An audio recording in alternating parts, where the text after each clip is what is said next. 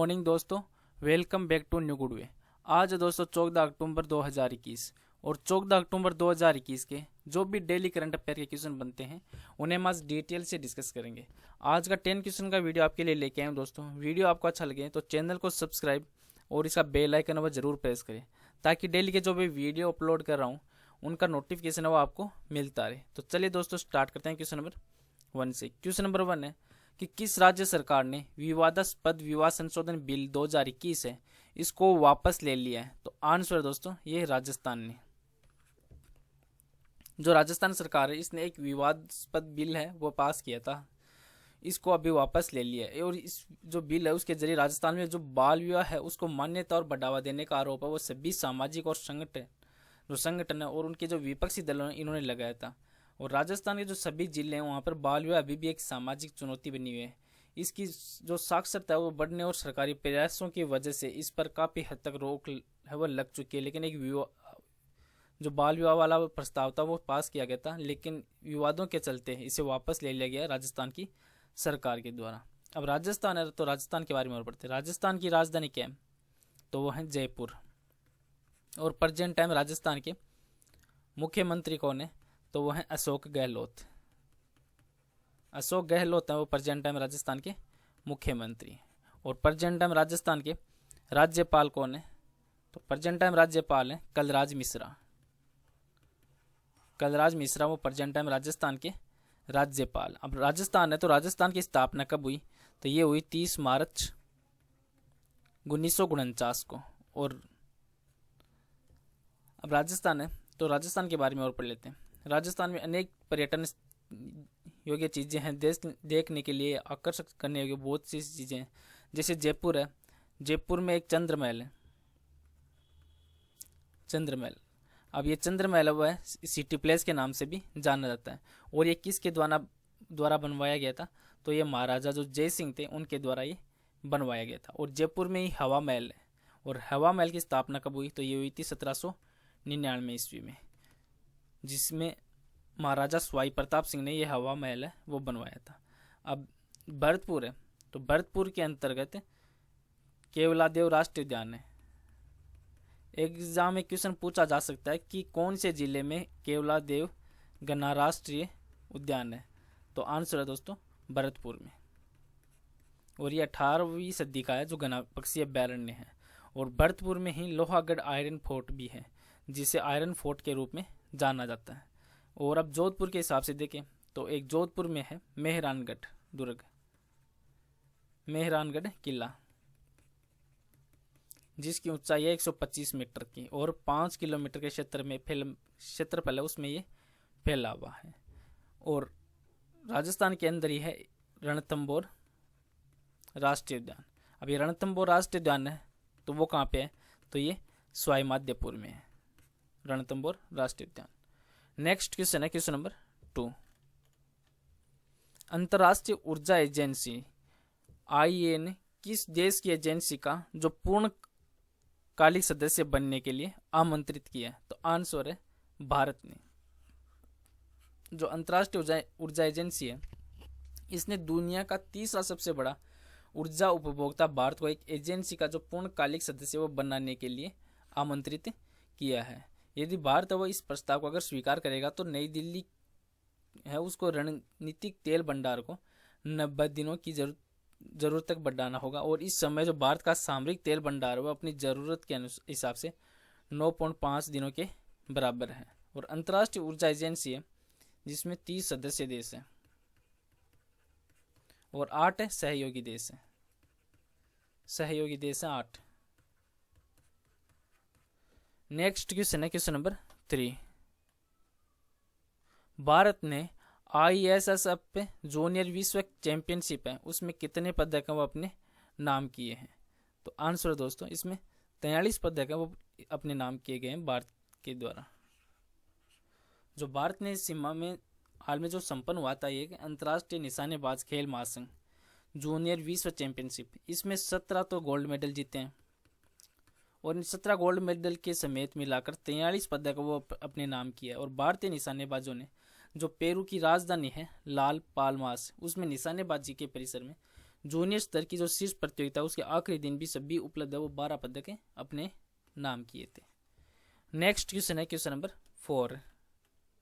विश्व गाटिया दिवस किस दिन मनाया जाता है? तो आंसर दोस्तों ये 12 अक्टूबर को मनाया जाता है।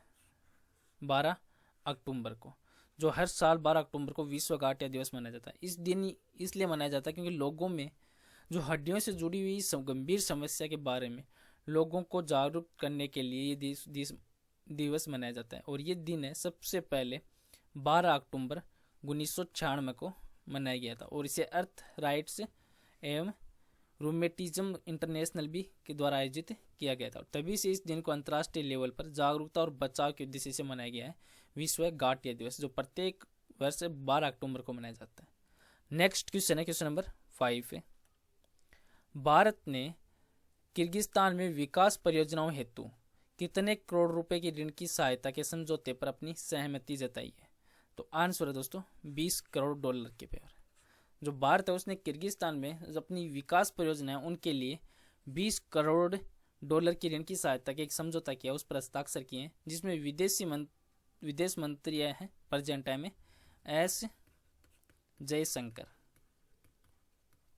इन्होंने किर्गिस्तान के जो विदेश मंत्री हैं कजाक बायदेव, इनके साथ एक रचनात्मक बातचीत की है, जिसमें विकास परियोजनाओं में मदद करने के लिए 20 करोड़ डॉलर की जो ऋण की सुविधा उस पर सहमति की है। नेक्स्ट क्वेश्चन है क्वेश्चन नंबर 6 है। अमोरिया थोरे किसकी नई प्रजाति है? तो आंसर है दोस्तों ये जो समुद्री घोंघा होता है उसकी नई प्रजाति है अमोरिया थोरे। जो अमोरिया समुद्री है घोंघे उसकी प्रजाति, और ये शिकारी जीव है जो ऑस्ट्रेलिया के पूरे तट के आसपास या तो तटवर्ती हैं उनके जल में पाए जाते हैं, और कुछ प्रजातियां वो दक्षिणी इंडोनेशिया के जलीय क्षेत्र में है। और अमोरिया थोरेवर नामक प्रजाति है वो बहुत ही दुर्लभ है, और वैज्ञानिकों ने अभी तक इसका एक जीवित नमूना है वो नहीं देखा है, इसलिए काफ़ी चर्चाओं में भी चल रही है समुद्री घोंघा। नेक्स्ट क्वेश्चन है क्वेश्चन नंबर 7। हेमिलिएशन ऑब्जेक्ट किस क्षेत्र से संबंधित है? तो आंसर है दोस्तों ये अंतरिक्ष विज्ञान से संबंधित है। अब ये है क्या? तो जो नासा है इसने हबल स्पेस टेलीस्कोप के द्वारा एक छवियों से जो टिमोथी हैमिल्टन के नेतृत्व में जो खगोलविदों की एक टीम है उससे असामान्य गुरुत्वाकर्षण लेंसिंग से जो कॉन्फ़िगरेशन की खोज की है, जिसमें ये हेमिलिएशन ऑब्जेक्ट के रूप में एक नामित है। इसमें एक गुना विन्यास में एक सर्पिल पृष्ठभूमि है, जिसमें आकाशगंगा की 2 छवियां और एक सर्पिल आकाशगंगा की तीसरी छवि है वो इसमें शामिल है, जिसको लेकर ये काफ़ी अभी हाल ही में प्रेजेंट में चर्चा में भी चल रही है। नेक्स्ट क्वेश्चन है क्वेश्चन नंबर 8। वेस्ट्री गुफा जहां विलुप्त हो चुके हिप्पोपोटामस एटिकस है उसका जीवाश्म खोजा गया है, और वह किस देश से संबंधित है? तो आंसर है दोस्तों ये यूके से संबंधित है। जो पेलियोंटोलॉजिस्ट है उसने यूके में एक वेस्ट्री गुफा में जो हिप्पोपोटामस है उसके जीवाश्म के एक ऊपरी दाढ़ के दांत की खोज की है, जिसमें हिप्पो की एक विलुप्त प्रजाति है जो 1 से 2 मिलियन वर्ष पहले यूरोप की जो गर्म अवधि है उसके दौरान रहती थी, और यह प्रजाति वह आधुनिक अफ्रीकी हिप्पो है वो उससे काफ़ी बड़ी है, जिसका वजन है वो लगभग 3 टन था, और ये जलीय आवासों पर अधिक निर्भर होने के लिए भी जानी जाती थी, जिसको लेकर ये अभी हाल में चर्चाओं में चल रही है। नेक्स्ट क्वेश्चन है क्वेश्चन नंबर 9। जेजोरो क्रेटर है वह किस अंतरिक्ष पिंड में स्थित है? तो आंसर है दोस्तों ये मंगल में। अब ये है क्या? तो जो जेजेरो क्रेटर वो मंगल की सतह पर एक शुष्क हवा से क्षत विकसित क्रेटर के रूप में है, जिसमें नासा के जो पेरसेवरांस रोवर नासा के द्वारा ये लैंड किया गया था रोवर, तो उसके द्वारा एक छवियों के पहले वैज्ञानिकों ने इस विश्लेषण की पुष्टि की है, जिसमें जेजेरो क्रेटर वह कभी भी एक शांत झील हुआ करता था, जिसको लेकर अभी नासा के द्वारा ये छवि ली गई है। और आज का नेक्स्ट और लास्ट क्वेश्चन है क्वेश्चन नंबर 10। ड्रोविन ग्रोथ स्लोथ है वह मूल रूप से किस क्षेत्र में पाया जाता है? तो आंसर दोस्तों ये दक्षिणी अमेरिका में पाया जाता है। अब ये है क्या? तो डार्विन ग्राउथ स्लोथ है वो दक्षिण अमेरिका में 18 लाख साल से जो 12,000 साल पहले रहता था, जिसमें सहजीवित स्लोथ है वो प्रजातियाँ जो अपेक्षाकृत छोटी और शाकाहारी वृक्ष निवासी हैं। इसमें कुछ प्रजातियां वो अलास्का से दक्षिण अमेरिका तक घूमती थी। और अभी एक अध्ययन किया गया था, उस अध्ययन के अनुसार जो विलुप्त प्रजाति है उसकी लंबाई 3 से 4 मीटर के बीच में और वजन है वह 1 से 2 टन के बीच में। और ये अध्ययन किया गया वो उस बात का भी खंडन करता है कि जो सभी स्लोथ हैं वो अनिवार्य रूप से शाकाहारी ही थे। चलो दोस्तों, आज का वीडियो है वो यहीं पे समाप्त करता हूँ। आज का वीडियो आपको अच्छा लगे तो चैनल को सब्सक्राइब और शेयर जरूर करें। Thank you all of you.